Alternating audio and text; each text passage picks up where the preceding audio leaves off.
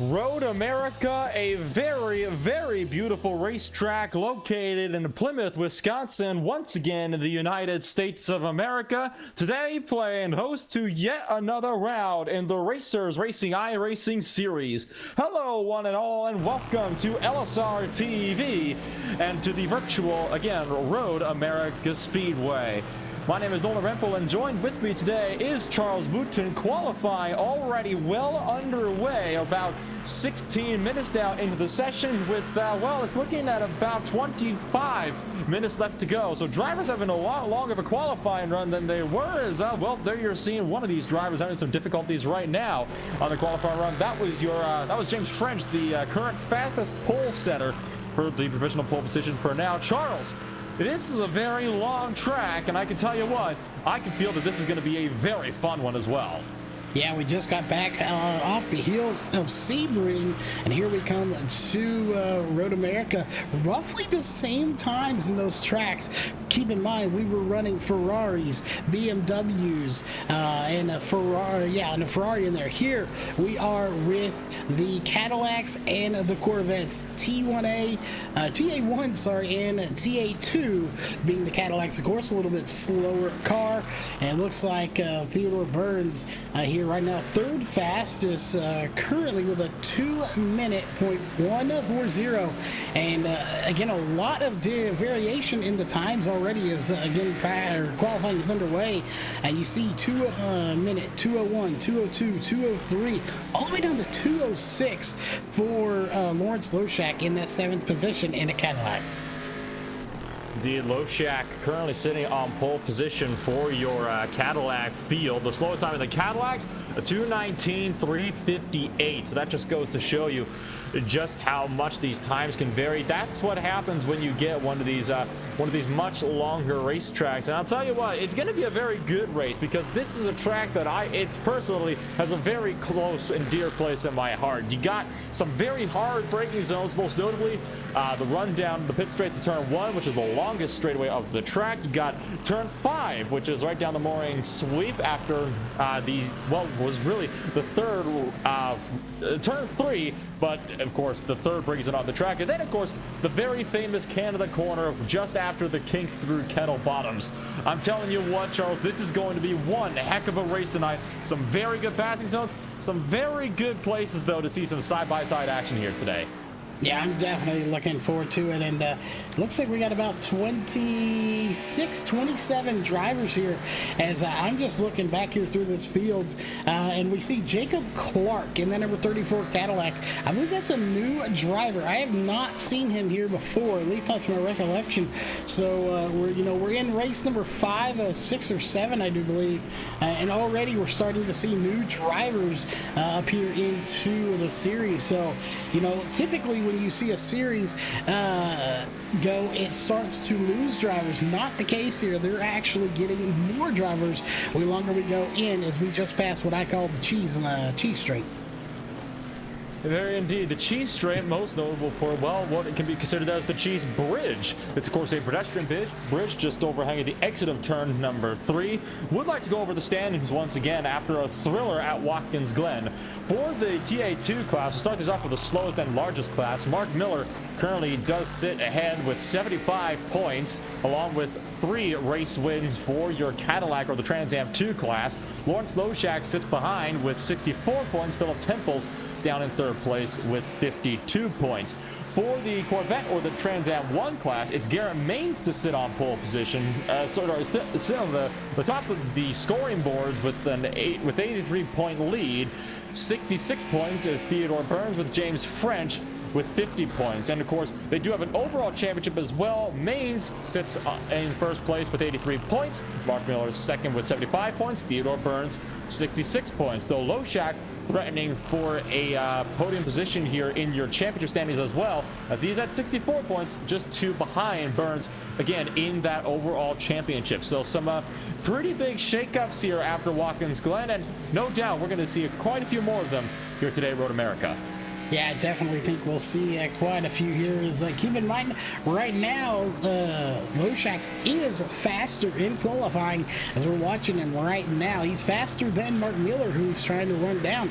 That is good. You want to be ahead of him, but again, qualifying just sets the stage. You know, once you set the stage, you still have to, do the play on the stage per se. You still have to do the race. So the stage will be set here in roughly 19 and a half minutes, but we'll see how that play goes later on in the night. As no surprise here, knowing all of our Corvettes are at the top. That wasn't the case last week. We had some Corvettes starting further in the field due to incidents on track. So it looks like they've got it together here tonight, and this track may be a little bit easier for them, and they're able to get all at the top. So all of our Corvettes will be starting at the front of this field. This is likely helped out by the fact that they do have some very long straightaways, and that's, of course, where the Corvettes come into play big time, because they can carry so much speed down these straightaways. Their front line speed is just so much greater than that of the Cadillacs. Not to mention they are better in the corners as well, because the Cadillacs, they are quite bulky. Excuse me. That's not the case with the Corvettes. So it's another one of those things where the Corvettes are just the all-round better car, but at least on this track, where it's a well-rounded track, we're really being able to see that coming to full force today. A pole position for the Corvette class separated by less than a tenth of a second. Donnie Leddern just about 0.08 off of James French, the current pole sitter. Right now, French, the only driver to break into the 159 bracket with a 159.964. Leddern set a 2-minute flat 0.45. So Leddern has got a little bit more work to do to pick it up, but I'm telling you what, it's not going to take a whole lot. Just one golden corner, we could see Leonard on pole position here. Yeah, and you talk about the difference in these cars here as qualifying and getting underway still. I've always heard of the Corvettes. Everybody likes these Corvettes. Even get into NASCAR stuff. Dale Earnhardt Sr. loved racing these. There's a video on YouTube, him talking about one of these cars. The number 3, of course, how he absolutely loved the Corvette. One of the best cars he ever had. He wanted one that would handle like that for his real car. That being said, the Cadillacs here on iRacing, you hear them referred to as tanks. They're big, they're bulky, they weigh a ton, and they are definitely interesting car to drive. Well, personally, if I were racing this series and I had to pick between one or the other, I would pick the Corvette any day. You could not pay me to drive one of those Cadillacs if a Corvette was up for grabs here. I'll tell you what, it is a very interesting kind of dynamic to hear that, you've got drivers like Dale Earnhardt Jr. that were saying how, the Corvettes are one of their favorite cars to drive, and how they can even be good on the oval scene, which is actually not, it's actually, not entirely unheard of. I've seen these cars, Charles, racing on oval circuits, and they look absolutely fantastic, almost like they were designed for it. So it really is something special to be able to see these Corvettes in the full class here today. It's always good to see, especially since they provide some of the better racing, believe it or not, throughout this field. You remember at Watkins Glen, there was, of course, that thrilling battle for the lead there for a few laps up until, of course, the 2 leaders that kind of got in a bit of a tangle down in the carousel, and that didn't go so well for them. But I'll tell you what, up until that point, the Corvettes, they had some of the better battles throughout the field there. Yeah, it's a shame there's not more of them out here in the field. Again, only 6 of them so far. And, if anyone's out there new watching, we should let everyone know that, of course, the yellow on the position there, 1 through 6, that yellow, that is the TA1. Those are the Corvettes. The baby blue, as I like to call it, in 7th through 23rd, those are the Cadillacs, or the TA2. Of course, they're trying to simulate the Trans Am series, so that is what they're going for here. I believe Lawrence called it the Trans Am-ish series is what they're going for. Trans Am-ish series indeed, and well, I'll tell you what, they're definitely managing to mimic the excitement that you can see at one of those races. Approaching just 15 minutes left to go, and so far there's not a whole lot of extra position shuffling going on throughout this field. I would like to mention, though, that Theodore Burns, currently sitting in 3rd place for the Corvettes, he is over a second up on his time from Jacob Williams down in 4th position. So it seems like the top 3 are going to be very, very close in your Corvette field, just like we've seen time and time again. And they're not going to be so close together early on. Lawrence Loshak, though, remember how French was 0.08 ahead of Miller? Loshak is only 0.04 ahead of points leader Mark Miller down there in that 2nd position. So Loshak is by no means safe, and we've seen this time and time again where pole positions have been stolen away at the last possible second as a result of fast laps being put in as they come to the checkered flag. Yeah, so then, like you said, they have 40 minutes scheduled, but we'll probably end up running, about 42 when it's all said and done, just because they have, if they've started that last lap, so if you're at 39.59 and you cross the line, it will allow you to finish the lap you're on. So that is kind of good, and like you said, we've seen those those times increase there. So that's one we'll be looking for, like Martin Miller's, watch him now, or Donnie Leonard as of right now. If they can get that clean track for that last lap, will they be able to, as I like to refer to, from eBay, snipe the pole away on that final lap? Well, we've actually heard about this at Watkins Glen from one of the drivers that we've spoken to after that race. It is very hard to find a clean track, especially at the Glen. That track is so tight, and it is among the shorter side for a road course. So, a lot of drivers were saying that they were having some serious struggles trying to find a clean track. Road America, though, it's almost double the length. So that's why we're able to see a lot more of these cleaner runs that you're seeing Zach Driver now as he's approaching the Canada corner, one of the 3 hard braking zones of the racing surface. And if we may, I would like to see if we could get a ride along with one of our Corvettes in the field. Let's go to Jacob Williams perhaps. He's just approaching turn 1 now, and see if we can get a ride on board with him for a lap here. He's just going through turn 1 now. This is technically known as turn 2, Charles, here over this over that bridge. That little bit of a kink in the road, that's actually turn 2, and now he's going to be flinging himself down through turn 3, and now approaching going to be what you called the cheese bridge. Yes, I absolutely love the cheese bridge. You're about to see it right here. Sargento, good cheese. We're not paid for that. It's just good, really good cheese. Sorry, I believe that's their catchphrase, so no copyright intended. But he's going to come in. This is where I see a lot of people go off track.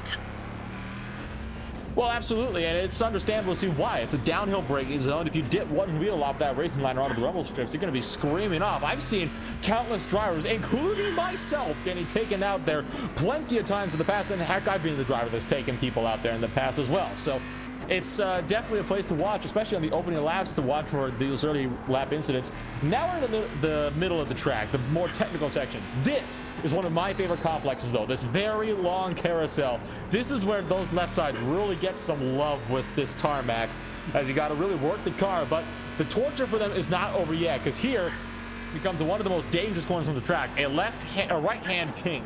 Definitely by no means an easy corner at all. Impossible to go side by side through there. Almost suicide to try to pass through there. Now to the Canada corner, the final braking zone. Deep on the brakes you go, and then flick it through about a 2nd gear turn right there. You got a lot of leniency with those curves on the exit as well to carry some extra speed through the corner. Yeah, you definitely do, and you've seen him come around this. This is, of course, Jacob Williams in a Corvette. Let's switch over to your current fast time. Let's go over to Lawrence Loshak. This is what it's like to be behind the wheel of the Cadillac here tonight. Totally different view in the cockpit here. As you can see, they have a little net there on both sides, actually, to keep them in, but this corner here, I want to point out as he's going through it, you see those little signs that say 3, 2, 1. That is your braking markers, but really, you don't brake in that corner. He is flying through that corner right now. Well, exactly. You're not supposed to brake through that corner, and I have a feeling that the 3, 2, 1 for that is actually for what is an alternate layout known as the bend, and that's actually, it turns the kink into a left-right chicane, and I will say it's vastly more unpopular, and I will say it completely ruins the kink because it completely takes it out of the question. So anybody that prefers the bend, I guess I should say, get some help. There you have it. As he is going to come up, and look, this is one of my favorite parts too, this uphill battle right there as he crosses the line. The last part coming to the line is an uphill battle. It is awesome. I've seen it before. Of course, it was back on that other game, I believe it's called Forza.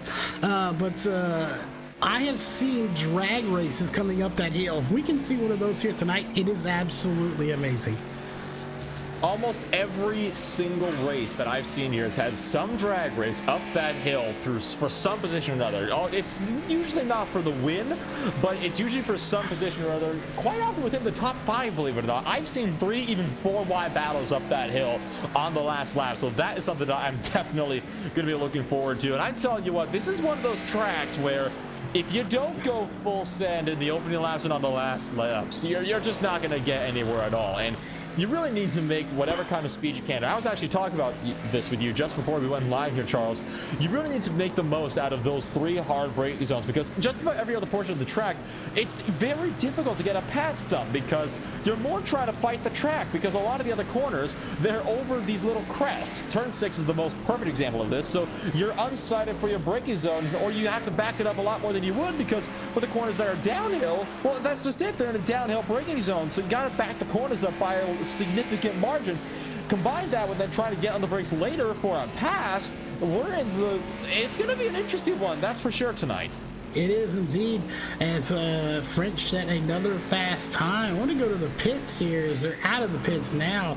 I'm not sure who that was, but it looked like they were starting a possible pit party, but I don't see him now. But Michael Peters out on track in the number 95, as he has a current 2-minute.9-second lap. He's a little behind pace here. Not a whole lot. I may credit that maybe he's just had a little too much of that Raising Cane's chicken in there, and it's weighting that car down a little bit more. Well, here's to hope it's not going to be that. I am noticing that one new driver has entered the picture, and that's going to be Garrett Maines. He's not on the track as of yet, but he is another Corvette that is entered. So we're looking at a potential 7-car field tonight here if Garrett Maines will be getting onto the track and putting a lap in. We'll have to keep one eye open for that, as the drivers have really kind of spaced themselves out around the track. There really aren't any packs right now in qualifying. The only 2 I can see are Lawrence Loshak and Theodore Burns. Of course, 2 different cars in 2 different classes, so that's going to be an overtake that will be completed in the run down to turn number 5. But, there you can see your current pole sitter spinning off, just showing the extra challenge of the track certainly still remains, as even the Corvettes, despite a few of them, it's not difficult for them to get a little out of shape either. Yeah, you definitely can. Of course, a little bit faster car. Gonna make it a little easier for him here. We'll see as we have one more driver off the track. But right now, again, 1.59.83 as what we're seeing. It was not the last lap. Well, actually, it is the last lap. It rounded up for us there. But French setting another session best here for him, so he is continually pushing the limits and setting faster and faster laps. This is not good if you're right now behind these guys, but just to pull up the gap here real fast from your leader, 0.216 is the gap between Leonard and French. The question is, will Leonard be able to snipe that pull away later on in qualifying? Well, he did. Well, this happened in Sebring. It wasn't necessarily with Leonard, but remember, at Sebring, your pole sitter was looking secure with almost a second gap, as a matter of fact, and he actually ended up getting that position sniped away from him in the very last second of that session. By then, the pole sitter had already reset back to the pits, so he was not able to go out and try to contend for the lap. So that was it. He was done. So again, those fast times coming in at the end of qualifying, we're going to have to keep one eye on it. Garrett Maines has officially joined the session, and he is just now heading out on track. And this is going to be interesting here, because you'll remember, I'm looking for, going to try to find him. Garrett Maines, he's the points leader right now in the Corvette field and the overall championship as well, with 83 points in both. So you got to wonder here, can Garrett Maines go to get that pole position, and maybe he could be the one to upset James French here? Yeah, and right now he is on a clean track. He's on his out lap right now, it's indicated there on the screen. But again, he on his out lap, so it's not going to Caithness. Actually, I say that he's not on the screen because he hasn't completed a lap. But he's on his out lap right now. But he is about 6/10 done with this lap, so he is finding his way to the front We'll see when his first lap comes in, and that's going to be a little bit, but we'll stay here and watch him. I'm really curious to see if he's going to be able to take it to the top of the charts. Realistically, he only actually has 2 different lap attempts he can get in, because it's about a minute, well, really it's about 2 minutes here to get a lap in. He's got 5 minutes remaining, so he's got 2 at least, maybe 3 if he can hurry. Well, that's not a lot of laps to get in if you're trying to, try to go for a pole position. So Maines has got to get that power down and do whatever he can to try to work his way up there, and be careful not to go off at the kink and find yourself spearing up into the wall. I'm telling you what, that kink, if you get a little run wide, you're going to be going into the wall. There's almost no recovering that, and there is next to no run up to save you either. It reminds me a lot of the Nürburgring in some respects. It definitely does. Again, answering some questions over on the chat side of things, but again, we'll see. That gap's still about what it was for most of the people, but you see there, if you look up to Donnie Leonard, he's still on track. He has cut the deficit to French now here in qualifying by a lot. Now it is less than a tenth. 0.082 is the difference between those top 2. Speaking of the devil, it's an 8.29 in the 59-second bracket for James French. For Donnie Lennon, he's got a 9.11.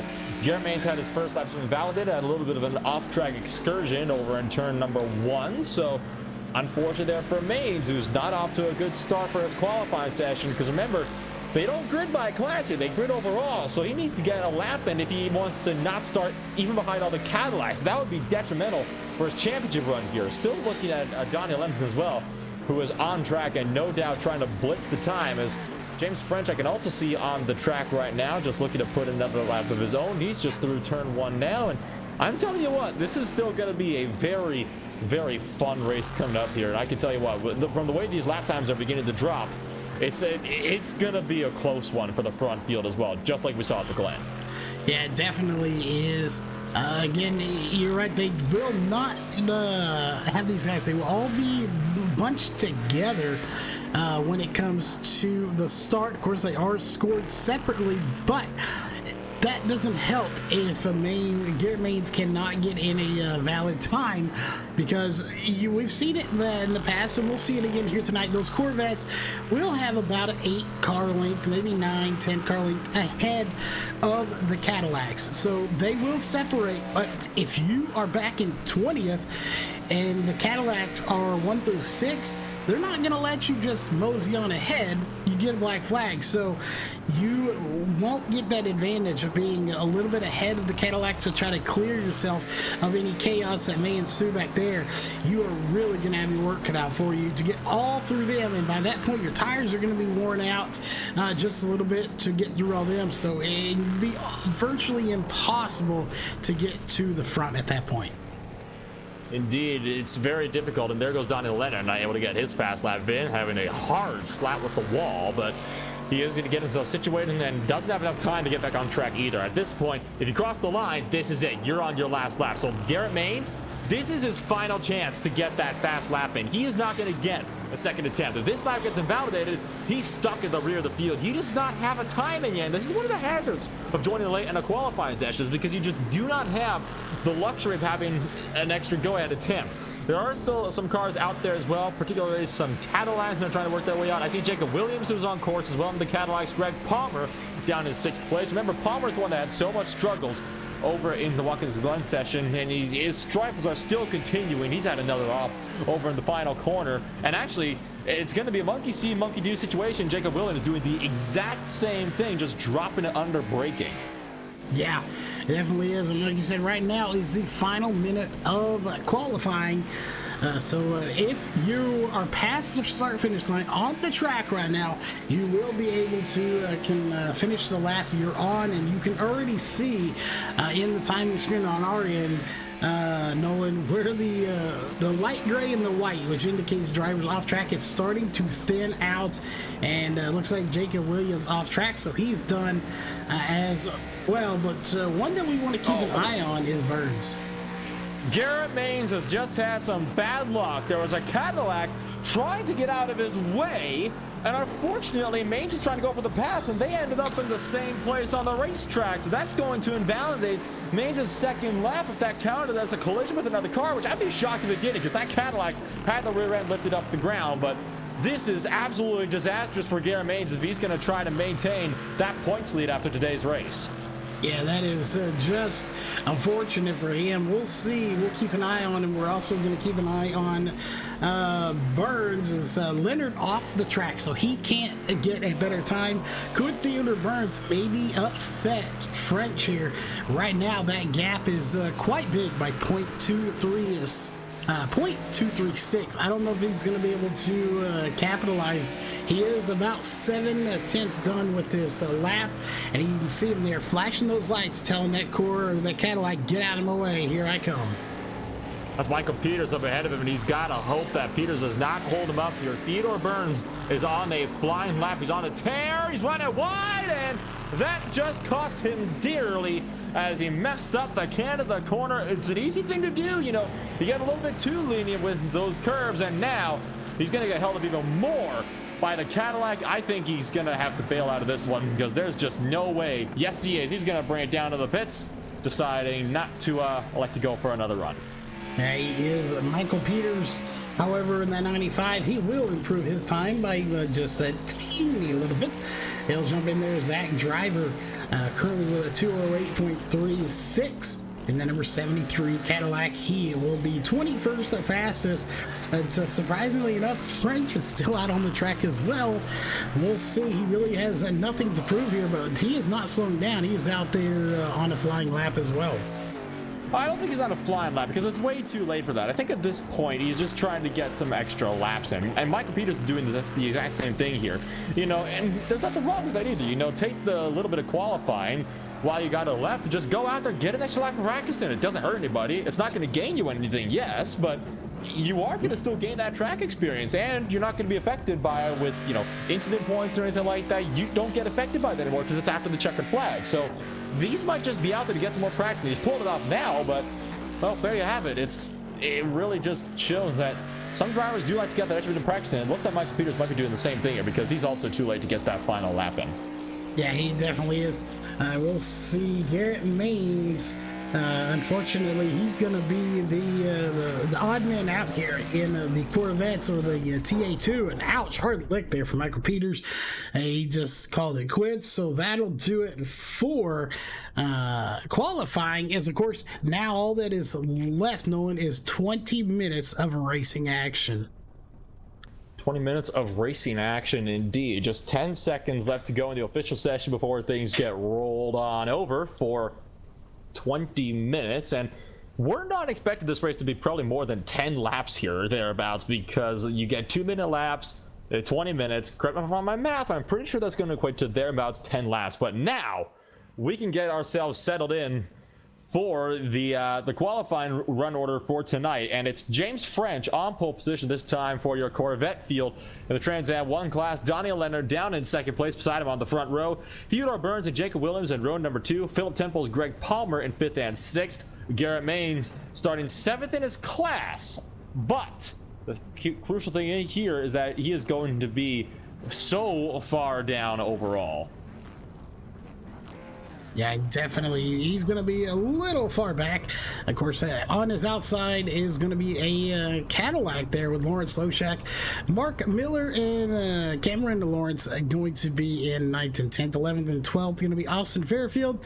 And we'll never get this name right. In 12th place, Rick Kvitsky. Hopefully that is right. I apologize on that one. 13th, 14th going to be Raymond Lopez and Tyson Hole. Followed up by 15th and 16th of Jason Frank and Mike Tracy. 17th and 18th going to be Jacob Clark and Derek Kulach. 19th and 20th going to be Roger Eagleton, who was just in another race we were covering, and Raul Eli in 20th. And then we'll have Nick Hems, I believe that is correct, Zach Driver, Richard Suddeth, and James Prestel Jr. And rounding out the field, field is going to be Michael Peters, Josh Collett, and Michael Fine, and Ryan Collett there. We'll see how that relation is when we get closer to time. To the post-race show if we're going to talk to them, Nolan. But again, a stout field here, as you saw there. Unfortunately, Garrett Main's not going to be starting with the rest of his field tonight. Well, actually, you say that, but you see that blue car at the edge of your vision? That is Garrett Maines. So it seems like there's a little bit of a format change with Garrett Maines, yes, indeed, starting at the tail of his own respective field. So, I mean, the lucky break there for Garrett Maines, in all honesty. He is going to have a little bit of work ahead of him, but certainly not as much work as he would have had if he had to start at the back of all the Cadillac field, as now they get to set off for what is going to be one very long pace lap around this place. Yeah, that is definitely a change we were not informed of here. As last week and the week before, pretty much every race we've covered, if you qualified 30th in a Corvette, that is where you started. You started in 30th. But again, like you said, a changing in the format here as not only a change for us, but like you said, a great change for Garrett Maines, as that is a difference of about 7th position to probably 26th position. That's a difference of about 25 spots that he doesn't have to make up now. And it's also a difference of probably about 30 seconds that he's not going to lose being held up by that Cadillac field. So it's exactly what he was hoping for, and it's exactly what he's going to get here. So that number 28 machine going to be starting up with the rest of the Corvettes. Of course, you can't discount your second place runner in that field, Theodore Burns, who is going to be starting up there in 3rd place for the order as well. And don't forget James French. He's looking to take his first win today. This is his average start for the season so far has been 4th place. Same with his finishing position. He, though, is starting on pole position. So he's looking to take away his first win here in the Racers Racing iRacing season, and that would definitely help him out in trying to reel that gap in up ahead to Garrett Maines, who right now is sitting 33 points ahead of him in the championship. He definitely is, and we're going to go to that as we are not running laps here tonight, as we are only running time 20 minutes. We'll get the time up on the clock officially when it starts as they go under the Speedville tunnel there. And he tells that charcoals that's on there. I could not tell you, to be completely honest, but I'm telling you what, this carousel and the kink, like I said before, it's one of my favorite complexes on this track, just because of how fast and tricky it can be. The speed is constantly changing in the carousel as the radius changes. I gotta ask you something. How many overtaking attempts do you think we're gonna see in this little area? Because I would bet that it would be more than 2. I think we're gonna see quite a few as well. As we'll know for sure here momentarily, but man, this track, they are about 7/10 away on this track right now. This is a massive track to get around, and there you see all of the Corvettes and now all of the Cadillacs coming in the picture. And now you just see trees. There are a lot of trees around this place as well. We'll see as they're coming up there. I see nobody at the little bench there. Maybe they're in that porta potty. Well, who knows? Maybe they're there, maybe they're not. If they are in there, it's none of our business, that's for sure. I'll tell you what, it's, like you said, a very wooded track, and I think that's one of the reasons why I like this place, too. It's a very, very beautiful and scenic place. But now, I think it's time to start looking at the scenery, and it's time that we start looking over here at the front of your Corvette field. The official iRacing Porsche pace car going to be pulling out to pit road here. We get set to go racing for 20 minutes of racing action in Wisconsin. They do, and your TA1s are all ready to go, and you see the difference there, the gap they separate these guys by to the TA2.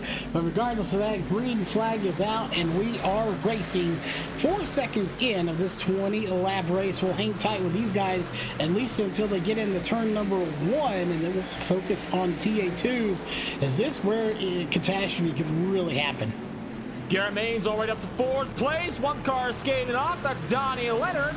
He's not going to find the tire bundle, so he's going to keep things all clean. Now, Maines up to 3rd, trying to look around the outside. Oh, we got trouble big time. Big mess behind. That's at least 3-4 cars around. In turn number 1, a big pile up 3, I see definitely 4 cars off circuit there in the TA2 class. Yeah, they are in trouble there as we focus back to the front here. We'll see. Again, Garrett Maines already to a 3rd place. He's got his work cut out for him with that slow time, but definitely benefited there as another Corvette going off track as it is French out front.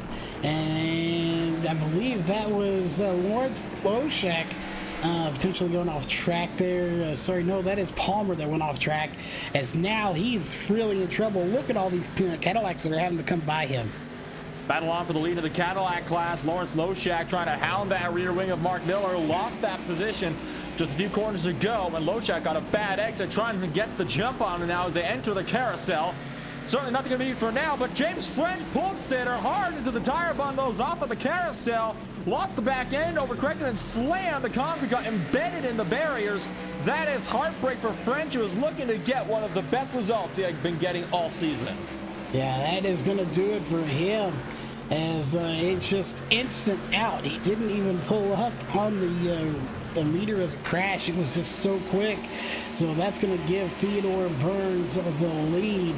Right now, we'll keep an eye on him and Garrett Maines. That gap is about a 1.5 seconds. This is the battle to watch, the battle for the lead between Mark Miller and Lawrence Loshak. And like you said, they're battling for points, not just a race right now. DDR duking it out for the points, and Loshak not able to get the good drive he needed off that final corner that went down to Mark Miller. Duking it out up the hill, and Lawrence Loshak, that gap is closing. Miller going to lead the first lap of the Cadillac field, and Loshak still closing quickly with that draft. Not enough, though, to make the look down to the turn number 1. He might have to try to use that draft to make something in the turn number 5. Down the hill, and now back on the brakes for turn number 3. Yeah, he's back on the boundary trying to make it work, and gets around the corner clean as they come to cheese country over here. We'll see. There is no winding around this place, but we'll see. They go down. This is a long, fast straightaway, but he's just not quite able to catch up to him. He is 0.3 away, but look at the run that Loshak gets in the corners. Loshak is definitely much better when it comes to the entry of the corners. He's just got to work on maximizing the exit of the corners. You definitely tell, though, that up until the exit point, Loshak is very confident. And that's what's really helping him to maintain this gap ahead there to Mark Miller. So still trying to find some way to reel in that gap. He's got to hope here that Miller might overshoot one of these corners or the corner exit. It wouldn't be the first time we've seen this in the world. So still trying to work on it, just picking a bit away, about 1/10 every corner. Still, that's all you might need, and there goes Loshak off and into the sand. That's going to end that fight for the lead right there. Yeah, that's going to cost him 2 positions, as Rick Visky going to get by him, and Austin Fairfield's going to get by him as well. That is unfortunate. We do maybe have a little bit of a battle starting to brew up here for what would be, I believe, 3rd position overall and 3rd position in the TA1 class, as Leonard slightly starting to reel in Philip Temples, but not close enough to really call that a battle. However, Nolan, what do you want to point us back a little bit to about 12th place? That's 10th, 11th, and 12th. They've got a nice little battle brewing here between Eagleton, look like Nick Heems, and Mike Tracy. 3 cars all under a blanket. The close one is really between Tracy and Heems as they once again throw themselves over the hill. Tracy's definitely close enough to have that look into turn number 1. The question is, will he be brave enough on the brakes? He's gonna have to go down the inside of turn number 1. Heems not going to fight very hard against that one at all. Gonna give up that spot nice and easy, not wanting to go for those kind of defensive maneuvers so easily. Already a quarter of the way through this race. And I was just about to go over to the battle between Leonard and Temples, and Leonard goes off track. Now your 6th place driver started 6th anyway. Now he's 4th, was 2nd. Garrett Maines goes off the track, relinquishes 2nd place. He's now back down to 5th overall here, which is the last place for the running at the moment Corvettes. Not good for Garrett Maines, your points leader overall and in the TA1 class, if he's going to have a shot at trying to maintain this lead. Lawrence Lochak having to go at Austin Fairfield, though, and Fairfield can give that one up as Lochak was all sorts of aggressive as they crested the hill and another one of the corners, and he went up the inside and made that one look nice and easy. So Lochak still working on picking away at this field, still trying to find his way up to now to Rick Kavitsky, the driver who he's got his sights set on next. And it looks like at this point in time, got a few drivers that are beginning to split their way up throughout the field. Battle starting to die on down for the time being. One of the Corvettes, Lawrence Lochak having a bit of another off-track excursion there. They said the King, good job on him to keep it out of the Onco barrier. Yeah, he did a great job keeping it going where it needed to go. And we talk about this. This is the battle going on for 8th position and 3rd overall for the Cadillacs. Up to the Corvettes, though. Here comes Maines trying to run down Williams. That is 4th overall and 4th overall for the Corvettes as well, and he's going to make quick work of that. He made that mistake, and he is paying for it, but he is trying to recover right now. So Garrett Maines most certainly on a recovery drive and still trying to find his way to work on up there. The question is, will Jacob Williams potentially be able to fight back in the run down to turn number 5? Because he's going to have that draft, and the draft is very, very powerful in these cars. You can already see Williams. He is closing and closing fast. I don't think he's going to be close enough to make that look. In fact, he is not. He's going to decide to just sit back and take this one easy. Maybe let Maines run away with that position. Knows that it's not really his fight to fight. Would like to turn our attention back to 13th, 14th, and 15th overall. Richard Sudith trying to run down Michael Peters, who's hot on the rear wing of Jacob Clark. Yeah, he is right there. We'll see. So again, you got Clark, Peterson, Sudeth, and Procell Jr. And I'm not sure, is Eli in there? No, Eli's not quite in this group yet. As we'll see, there goes that Raising Cane's number 95 of Michael Peters. He's going to go slightly off course, but he keeps it going in the right direction as we watch his battle again. This battle is huge between 4 cars. The next closest battle would be up also in the Cadillacs between Lawrence Lochak and Rick Kavitsky. So we'll see if that one starts to heat up as well. And it's starting to slightly, Nolan. Indeed it is. So a couple more battles starting to pick up around the track. The closest one on course now is, of course, between Lochak and Kavitsky, just ducking their way through the kink. Lochak not taking as tight of a line as Kavitsky did. The question is, will he be the one who made the dive bomb move? Lochak is again on another recovery drive. It's not going to be a dive bomb in a can of the corner, but he might not need to have it be a dive bomb because Rick Kavitsky can run a little bit wide and clip the sand. That was almost disastrous for Lochak as Kavitsky rejoins right in front of him.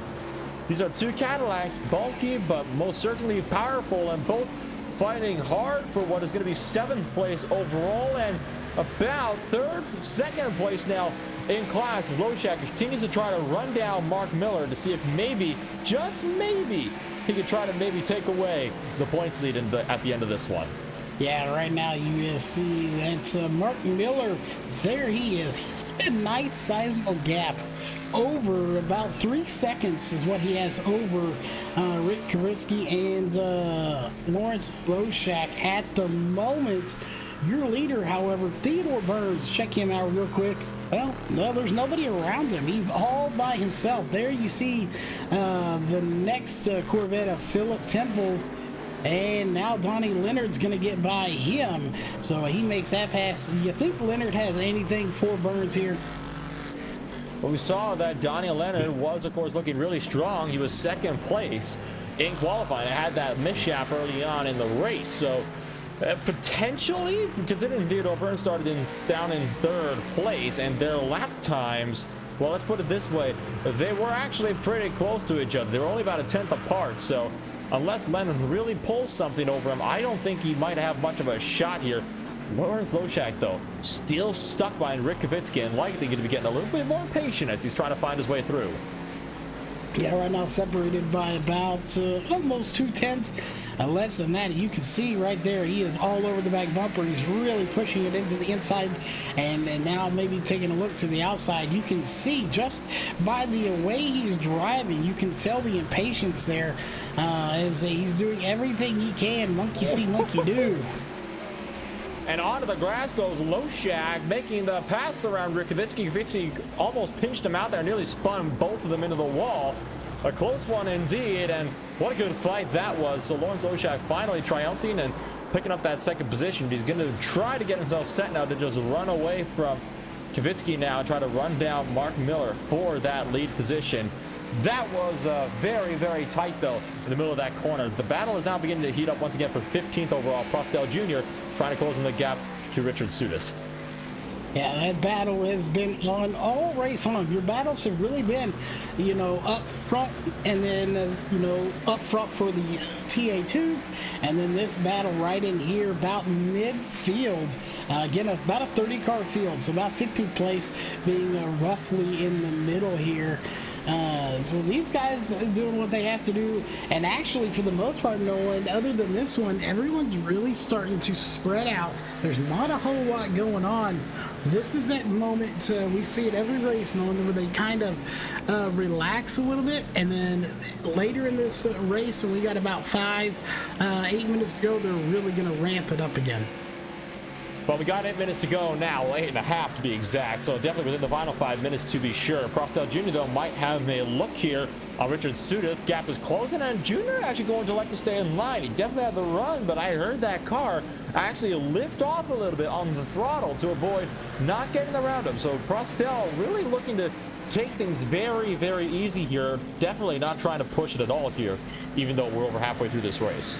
Yeah, we are over halfway, and I still have in my head, Nolan, we just got off another broadcast, which was also a road course race, and it was 40 minutes long. This one only 20, so half the distance. They ran 20 laps. We're going to run about 10, so we'll pull that up real quick so you can see, and you're on lap 7 right now. So roughly 9 to 10 laps is what we're going to run. And right now, just to show you who the leaders are, there is your overall leader and, of course, first place in the Corvettes.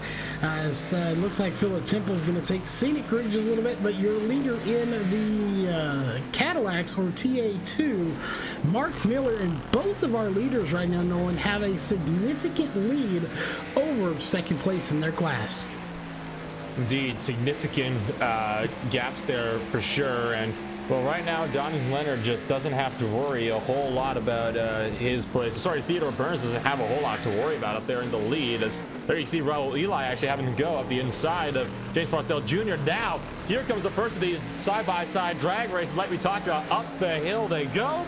Prostel Jr. has the run, but Eli has the draft from Richard Sudeth ahead of him. So it's really a heads-up drag race. They're going to be completely bumper to bumper now as they throttle down towards turn number 1. Battle of the late breakers, and it's going to go to Raul Eli around the outside, and he's going to clear by the time they get to turn 1. And heartbreak again, Garrett Main's just off course. He keeps it going, though. That's good news for him. And I was actually going up to the front to mention Theodore Burns again. While he's out by himself, he just ran a minute 59.88. He just set the fastest lap in the session here on the 13, almost 14-minute mark. No surprise there, no one. We see that just about every week. Oh, exactly. It's definitely no surprise to any of us, and it's good to see that he's at least got the consistency part locked down for himself. And of course, when it comes to road course racing, half the race is won by consistency. You can get that one fast lap in, but if you're not able to follow that up with some other fast laps, you're not going to get a whole lot. He's able, though, to make sure that he's getting those fast laps down consistently, and that's what's helping him to win this race. Looking back now to that Cadillac field, to what's definitely been, while it hasn't been the closest battle all race, it has definitely been the longest battle all race. It definitely has been the closest battle, and still is between James Prostel Jr. and Raul Eli. That is the battle on track, and I stand corrected, as now it's going to be Rick Kvitsky hitting by Lawrence Loshak. Loshak went off track a little bit, and that cost him a position. He's got to get back by. He wants that position of second. He would love that first. He needs all the points he can get on Mark Miller. Just definitely needs all the points he can get. So battle for, well, your class lead looking to be on here as Loshak looking back now on Kvitsky. This is, sorry, for second place, not for the lead of the class. Loshak definitely has much longer of a run. I think Kvitsky might have to back out. He's not going to give in, though. Looking to be side by side through one, but Loshak just has more speed around that inside line. Kvitsky almost running it onto the grass. Loshak going to be looking to be a bit more defensive, though, into turn number 3, keeping that car in tighter, but Kvitsky able to get the better drive off. Here comes Kvitsky once again with the run as they head underneath the Sargento Bridge, and now here comes Kvitsky with another big run, almost giving a shot to the bumper. And now once again, battle of the late breakers. This time it'll be Kvitsky to move out, but here he comes and shuts him, and through the back goes Lawrence Loshak. And if that is just going to be the nail in the coffin for his hopes on trying to go for the lead.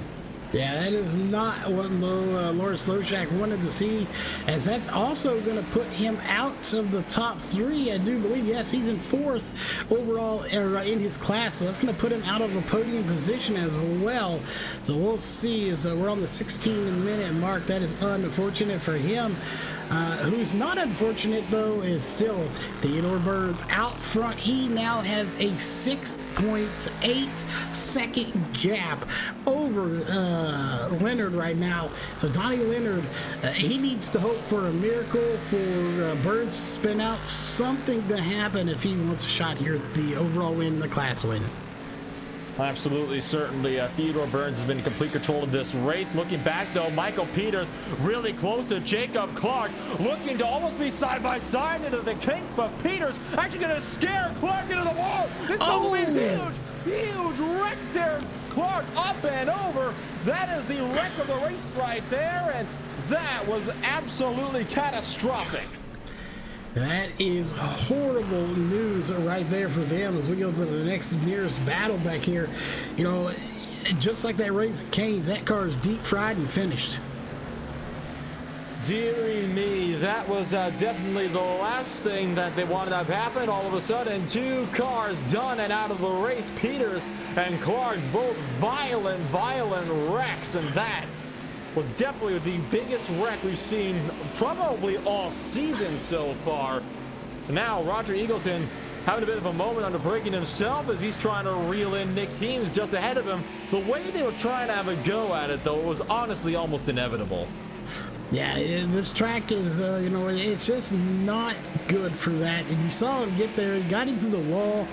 And, you know, the way these tracks are, the speed they're carrying down these long straightaways, if you get into the wall, 9 out of 10 times, you're going to come back on the track. And, you know, really just bad news, bad timing for that Raising Cane's number 95 of Michael Peters, as he had nowhere to go. He literally just got his clock clean there. Look at Eagleton with a big dive bomb around the outside. Almost made that work, but lots of speed on the edge of the corner, so now he has to check up as Heems chops his front bumper, and now Eagleton another bit of a tank slapper there, I believe. That was going down through turn 7, so down to hurry downs once again. Turn number 8, a bit of a slide from Heems this time. These are another 2 drivers that have been duking it down so far throughout the entirety of this race. Theodore Burns is closing in on the last lap of the race. He is on the last lap of the race. We're going to keep our eyes for now on this battle between Eagleton and Heems. This is the closest one on track by far. They're still going to have 1 lap to go to get things settled between them as well. Yeah, they've got a lot of settling to do right here, so we may see a pass here soon. As you saw right there, Eagleton did make a look on the inside. He thought better of it, but he is definitely growing impatient. He wants to get that position away from the Nick Heems there as he's trying, he's looking, but again, he just hasn't been able to send it. He's got the stamp ready, Nolan. He hasn't been able to lick it and send it. Well, he's got to find some way to get some glue on that stamp and send it soon, because only 30 seconds remaining, meaning they're crossing over onto their last lap now. So not a lot of time at all for him to try to find something to work. Heems is going to might have to go defensive here into turn number 1, as Eagleton is definitely going to be aggressive here. He's a lot better on the brakes. Here comes Jacob Clark, though, out of the pits. This will play big time into this battle here. Both cars going around the outside. This closes in. Eagleton, here he goes on the defensive. Heames coming back, but for now, we got to quickly jump back to our leader as he is through the final corner. Theodore Burns, as the clock runs out, he's going to be jumping up the hill, and he's going to take away the class win for the TA1. The overall win today is going to go to Theodore Burns. Here comes Eagleton, though, looking around the outside of Heames down to the turn number 5. Heames deep on the brakes. Eagleton with them, but Eagleton this time not able to get the good run around the outside. No, he's not. As there's your class leader coming right there. We'll switch back and forth. The battle is on. Miller obviously going to get the win in his class. We know that unless something drastic happens, as I believe he's coming up soon to it. He's stuck. Oh, rain. Then I'm not sure. That was somebody, and there goes he. That is not what these guys wanted to see there. That is going to be. I'm not sure who that was. That was Heaves that went around. That was Heames that went around indeed. Massively unfortunate for Heames as dipping 2 wheels into the grass, but that's all she wrote. As now Heames is just struggling to hang along in whatever spots he can. David Kulach finding his way around Derek Kulach. Richard Sudith, though, under threat. There goes well. Eli up the inside into the cake, and he's going to make that move work as well. Sudith trying to have it going, and now this is for 13th place overall. Can Sudith get him, though? This is the last good braking opportunity he's got to get to make it done. Side by side through Canada corner. Can't make it work. Miller, though, across the line to take the class victory. And now it's going to be down to Sudith and Eli. Maybe we might see that drag race up to the line after all. Oh, and there, no, Sudith into the grass, and that'll destroy the front of that car. That is done for him. That is unfortunate, as now really it's just these guys crossing the line. Everyone pretty much spread out. The only battle we saw, and it just went up in smoke into the outside wall. My goodness, that was one hectic last lap. Still got a battle this finish, by the way. Mike Tracy still having to go at Josh Coyle. And down in the final corner, almost running him over. So the battle's still on all over this field. As I think now that was officially the final battle throughout this field. As just waiting for your back markers now to finish up getting through this field. As we always have one more incident to round things off. But my goodness, what a race. Yeah, at this point, if there's any incidents, anything like that, it is all extracurricular activities, and then at that point, it is race control's issue to deal with. But that is going to do it here for the racing action. Of course, we saw the results in post-race show coming up. We'll go ahead and get rid of those. Nolan, you want to run through our top 10 here in the overall for the race results? I certainly can indeed. Theodore Burns coming away with the TA1 victory. Donnie Leonard down in second place. Philip Temples kicks off the podium positions. Gary Maines in fourth. Jacob Williams in fifth. Winner of the TA2 class, Bart Miller in 6th place. It's going to be Rick Kavitsky down in 7th. Austin Fairfield in 8th. Lawrence Loshak 9th. Roger Eagleton rounding out the top 10, Charles. In 11th, excuse me, 11th is going to be Roger Eagleton on his second race here tonight. 11th going to be Zach's driver. 12th, Raul Eli. 13th going to be James Purcell Jr. 14th going to be Derek Kulach. 15th, Nick Heames. After a disappointing finish there, he had a good run, just couldn't quite finish it out the way he wanted to. 16th going to be Josh Quillette. 17th, Mike Tracy. 18th, Richard Sudeth, who gave us a good show at the end of this race. 19th is James French. He's actually your 6th place finisher in the TA1 Corvettes. Raymond Lopez in 20th. And technically the next runner-up in the Cadillacs. In 21st going to be Tennyson the Hole. 22nd, Jacob Clark. 23rd, Michael Peters. 24th, Michael Fine. And 25th going to be Jason Frank. 26th, Greg Palmer, the 7th Corvette here in the series in that TA1 series or class. And then Cameron Lawrence, 27th, and Ryan Coolett in 28th place, rounding out your results here tonight. Disappointing finish for some people, great finishes for other. The good news is, Nolan, we get to talk to all of these drivers here in just a little bit as we get ready for the post-race show. Don't go anywhere. We'll be right back with your Clan Wars Servers post-race show.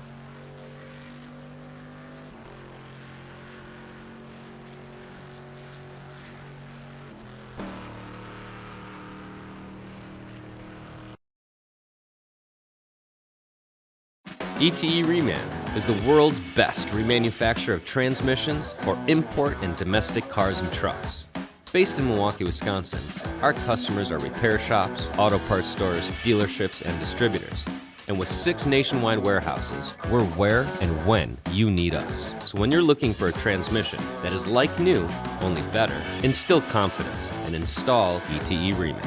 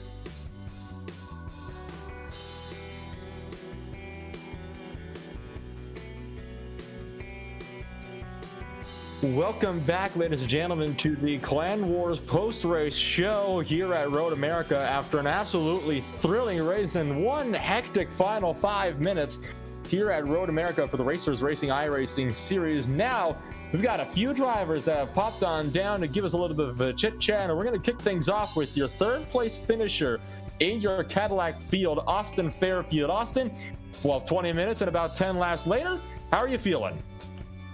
Honestly, pretty tired because it's almost bedtime and I have an exam to study for. Well, I mean, it certainly is fine to definitely be tired, especially after that heck of a race as well. We were seeing that a lot of the Cadillacs were having a bit of some struggles, shall I say, with a lot of the fastest corners, particularly the kink. And you had it almost looked like you had a moment or two yourself in your runs to try to pick up where you were. Still, though, picking it up from 11th to 8th overall is certainly not bad for a finishing result. No, I'll definitely take it. Like, I was just trying to keep my nose clean because, as we saw up front, with Lawrence and Frank getting into a little bit, it caused them to go off track, and that's how I gained all my position. Well, consistency is definitely key, and your consistency helped you keep that nose clean and get through to the checker flag without many difficulties. And well, how do you feel going into the next race? Do you think you'll be able to maybe pick it up maybe a touch or two and find yourself talking to us again here? I don't know if I'll be at the next race. It all kind of depends on my work schedule, if we're actually just starting to open up where I work. Well, fair enough then. We hope to see you at the next race, and if we don't, well, good luck wherever you happen to be working. Before we let you go, then, anybody that you'd like to shout out for tonight, mic is yours. Not really. Just, I don't like my professors. Well, in that case, we're going to move things on. Thank you, Austin, for taking the time to come on down and give us a little chat today. And now, well, let's move things along to your Cadillac winner. Charles, you're standing by with him. I am. He seems like he's always somewhat up at the front, giving everyone a run for their money. That is Mark Miller, driver of the number 15 machine. Mark, you're sitting in victory lane. You know, I have to ask those tough questions here. The first question we got for you: which is better in victory lane, the trophy girls or the chicken dinner? Well, unfortunately, I didn't have either one of those tonight. I think I'm getting screwed in this victory lane. All I got was the donuts. Well, we are definitely going to have to talk to the guy putting all this on, and Lawrence Loshak, and make sure, if nothing else, I'd rather take the chicken dinner. But yeah, we'll see. You get to do some donuts. You go to Victory Lane here tonight at Road America. What are your thoughts on this track? Love it, hate it, and has that changed since you came here and got the win? I've historically had pretty good luck at Road America, and it's right across the pond from me in Holland, Michigan. It's almost straight across, so it's kind of like a mirrored image, but it's not like one of my favorite tracks. The long straightaways, all that hard work you put in to put a gap on anyone, they just like can reel you back in, and we really weren't the best car at all in the first sector, from turn 1 to turn 5, and but all I did was kind of tweak the setup to make it a little bit better in the carousel. Still wasn't the best car in the kink, but I was historically, I've always been pretty conservative in the kink. You can like win and lose races there, but I was really actually surprised we got the win here. I came in expecting to qualify behind Lawrence, and I did, and I was trying real hard, and it was really close, but he made a little bobble on the exit of 5 on the opening lap. I was able to sneak by, and I knew he was a bit quicker than me, and then he just kind of disappeared, and then he disappeared again. So I wasn't sure what happened back there, but after I got in front and had a little bit of a gap, I'm going to hold this gap and not make any mistakes, and was able to bring that Procure It Network, Sabot America, Simcraft, Caddy kind of through with another win, and I was pretty happy about that. Well, you definitely had the skill to put yourself in the right place. They say it's better to be lucky than good, but you definitely had luck and the skill here tonight. You put it in victory lane. Anyone you got to thank on that car for making it as fast as it is? Yeah, obviously, Procure It Network's been a big partner this year for my online racing, and I'm really thankful for them. And then Simcraft. Simcraft is a motion sim company. They kind of do it all. My Apex 2 Pro is on the way. It's in the mail, so to speak. And then Sabot America has been a longtime partner. All my racing gear, steering wheels, racing seats. I just picked up my 2019 Trans Am Championship seat that I used all year over a prefix today in Detroit, drove it back, and I'm going to install it on that Simcraft as soon as it shows up. Big shout out to Lawrence. I know he was not happy about this. This is his home track. I know he really wanted to win. He started off great, and I feel bad that I kind of stole it from him. But I'm sure the season's not over, and that can definitely change. In the races to come. And I'm not a big fan of Austin's professors either. Obviously, if he doesn't like them, then I don't like them either. There you go. Professors are bad. Hopefully they're out there watching. But again, congrats on the win. And then that will send it up to Nolan, who I believe has caught up with our third place finisher overall and in the TA1 Corvettes. Well, not quite. I'll save that one for you, because just as we were talking, it looked like second place here in the, well, as I say that, he has actually decided to, depart from us. So yes, I have caught up with your third place finisher. Philip Temple's coming away with that third place finish tonight, 19.2 seconds behind the leaders after starting in 5th place. Philip, all around a decent result for you considering where you started. Yeah, first night in this car, so I'm not really in tune, and to be honest, I can't stand that track. Well, despite this being the first time in this car for you, it was definitely a very, very good finish for you indeed. Coming to home with that third place finish will likely help you, if not in the Corvette or Cadillac Championship, in the overall championship at the very least. how are you feeling? You said you didn't like this track. I take it this means it's a bit challenging. What to you are some of the bigger challenges around this place? The whole track. Very quick answer, but it's definitely a very valid one, to say the very least. I know that Garrett Maines was looking very, very aggressive off the start. Yourself, you were having it looked like you were having a couple moments of yourself. So overall, do you consider yourself, shall we say, lucky to get away with it almost as easy as you did?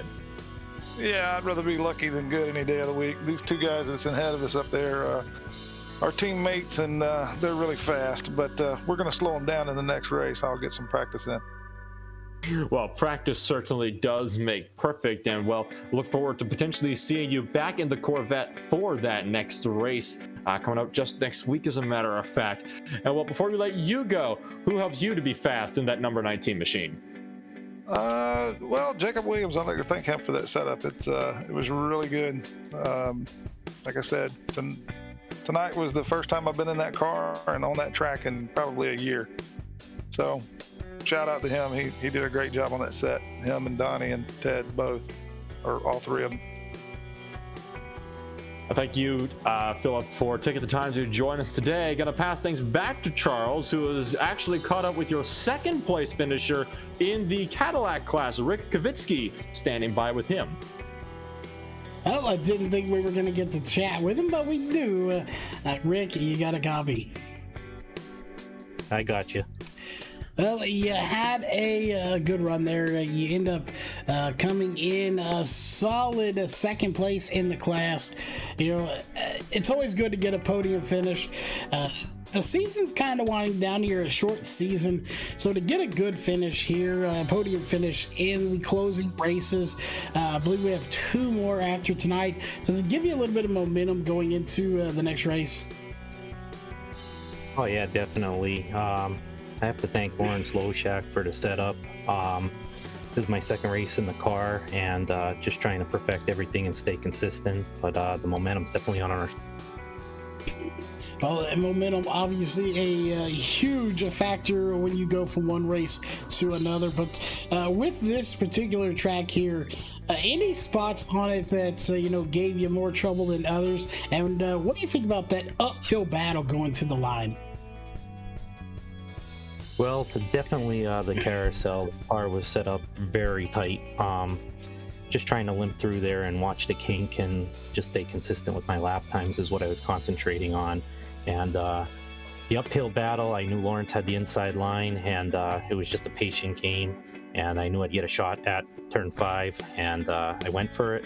And I braked late, and unfortunately we made contact, but that's racing. Well, contact is part of racing. It's a full contact sport, as we like to call it around here. But, again, a terrific run. You move in the next week with a little bit of momentum for the second place finish. Anyone on that car you need to thank for making it as fast? Obviously, Lawrence. Anyone else in that car you need to thank? I'd like to thank Logitech for helping out, and I'd like to thank LSRTV for broadcasting it, and you guys do an awesome job. I'll definitely thank you on the kind words.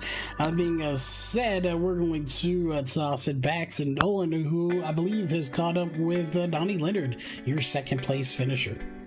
I have indeed caught up with your second place finisher overall, especially in the Corvette class. Now, Donnie, I will say it was a bit of an interesting start for you. I mean, you no doubt probably saw Garrett Maines right off of the line there, making it 3 wide right up against the pit wall. Seeing how fast it was in the early run, were you looking there as he was coming up behind you? No, I got caught sleeping on the start. Didn't really see him coming up along the pit wall. My main goal was just making it through turn 1. Which I clearly did not do that. I went off, and yeah, it was uphill from there.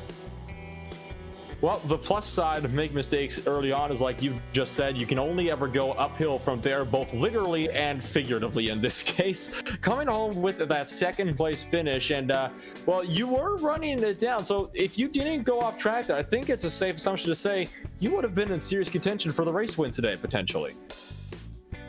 Yeah, I think Ted and I did a couple practice races, and we were nose to tail. And I think if I didn't make any mistakes, I probably would have been all over the back of his car. We are, of course, now closing into the final few races of the season. You're currently sitting third place in that Cadillac class. Theodore Burns is ahead of you with 91 points. You're down there with 66. Do you think potentially you might have something for him by the end of the season? No, probably not. I screwed myself in the past couple races, and I'm just looking to finish is my main goal at this point. Well, definitely the goal is to, of course, finish the season and hopefully maintain that bronze trophy down there in the third place for that Cadillac Class 10 points. Before we let you go here, who helps you get it done for that number for the number 26 Corvette? Definitely Jake for the setup. Ted and I kind of tweaked it and went from there, and also to Ted because he's definitely a benchmark, and if you're faster than Ted, you're really good. Kind words indeed from Don Allaire towards Mr. Ted. So, gonna pass things over one more time to Charles Boutin, who's standing by with your overall winner at last, Theodore Burns. I have indeed caught up with Theodore Burns as he put the burn on him here tonight. He comes away with the TA1 Corvette win and the overall win. The question we have to ask you here is you got the win, but there for a while, French was out front leading this thing and had an issue on track. Had that not happened, you think it would have been a good battle between you two?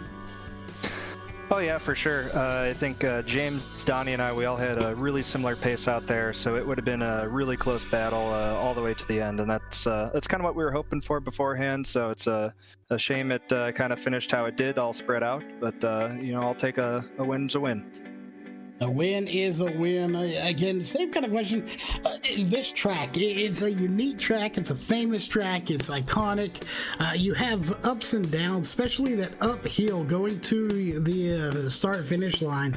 Building these setups, you have to make sure it has a little bit more oomph under the hood to try to get up that hill. With the Corvette especially, it's got a lot of low-end torque, so it'll really help pull you out of any bad situation out of all the corners, and it'll really get you going around Road America here. Well, definitely, again, it's such awesome. We know week in and week out you're going to be up towards the front, putting on a show for everybody here. And you didn't disappoint here tonight. Nobody disappointed here tonight, for that matter. You get the overall win going into next week. If I'm not sure, I do not have that schedule pulled up right offhand. But I believe it's Watkins Glen again, if I'm not mistaken. But going into next week with the win, compared to a second or third, how much more momentum does that give you, knowing that you got the win and you're going to try to do it again next week? I think getting the win tonight was huge, especially with Garrett having the couple issues he did, because it brought us that much closer in the championship. So it can really just come down to a head-to-head battle on track and not have to, really impress here. So it definitely takes quite a bit of pressure off going forward. Well, definitely pressure off is a good thing for sure. That being said, having a good car and a fast car and being able to perform doesn't always come by yourself. Sometimes it does, but did you get it done here by yourself, or did you have some sponsors and people helping you make that car fast tonight? No, I'd definitely like to thank Donnie and Jacob, teammates there, for helping out with the setups.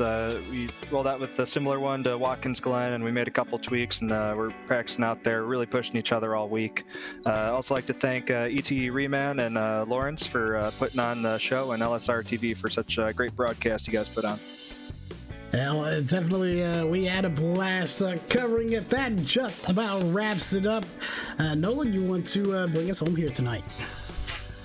Certainly can, and what an absolutely thrilling race here at Road America. There were, again, thrills and spills and just about everything in between. Certainly was a good finish for sure, and I can't wait to see how this championship will shape up, because it has brought your standings even closer together. I mean, you look at, well, maybe not so much in the TA2 class, but definitely for the TA1 class, just 4 points. separating first and second place. It is definitely going to be a very exciting one in the final portions of this season. We got to thank you all for taking the time to join us here today on LSRTV for Racers iRacing here at Road America. We'll see you guys all next Tuesday. This broadcast is the copyrighted work of LSRTV and may not be rebroadcast, retranslated, or used in any form without the express written consent of 52 Media LLC and iRacing.com Motorsports Simulations. LSRTV would like to thank you for your support, and we hope you enjoyed tonight's broadcast.